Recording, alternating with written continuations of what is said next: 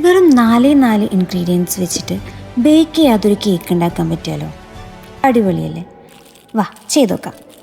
So ഇതിന് വേണ്ടിയിട്ട് നിങ്ങൾക്ക് ഇഷ്ടമുള്ള ഏതെങ്കിലും ഒരു ബിസ്ക്കറ്റ് എടുക്കുക, എന്നിട്ട് നന്നായിട്ട് പൊടിച്ചെടുക്കുക. ഇതിലേക്ക് കുറച്ച് മെൽറ്റഡ് ബട്ടറും കൂടെ ആഡ് ചെയ്തിട്ടുണ്ടെങ്കിൽ നമ്മുടെ ഫസ്റ്റ് ലെയർ സെറ്റായി. ഇനി ഇത് ഫ്രിഡ്ജിലെടുത്ത് വെക്കാം.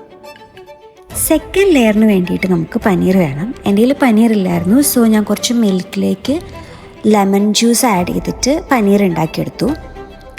ഇതിലേക്ക് കുറച്ച് ഫ്രഷ് ക്രീമും ആവശ്യത്തിന് ഷുഗറും കൂടെ ആഡ് ചെയ്തിട്ടുണ്ടെങ്കിൽ സെക്കൻഡ് ലെയറും റെഡി.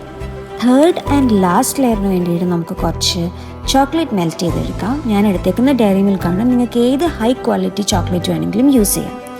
ഇതിലേക്കും കുറച്ച് ഫ്രഷ് ക്രീം ആഡ് ചെയ്തിട്ട് നന്നായിട്ട് മിക്സ് ചെയ്തെടുക്കാം. യെസ്, അപ്പോൾ ഇത്രേ ഉള്ളൂ. നമ്മുടെ കേക്കിൻ്റെ ഫൈനൽ ലെയറും സെറ്റായിട്ടുണ്ട്. ഇത് നിങ്ങൾക്ക് എങ്ങനെ വേണമെങ്കിലും ഡെക്കറേറ്റ് ചെയ്യാം. ഞാൻ എൻ്റെ കയ്യിൽ ബാക്കി ഉണ്ടായിരുന്ന ബിസ്ക്കറ്റ് ഇതിൻ്റെ മേലെ ജസ്റ്റ് ആഡ് ചെയ്യുന്നേ ഉള്ളൂ. ഇതിന് ശേഷം ഒരു 2-3 hours ഫ്രീസ് ചെയ്ത് വെക്കാം. അത് കഴിഞ്ഞ് കഴിച്ചു നോക്കാം.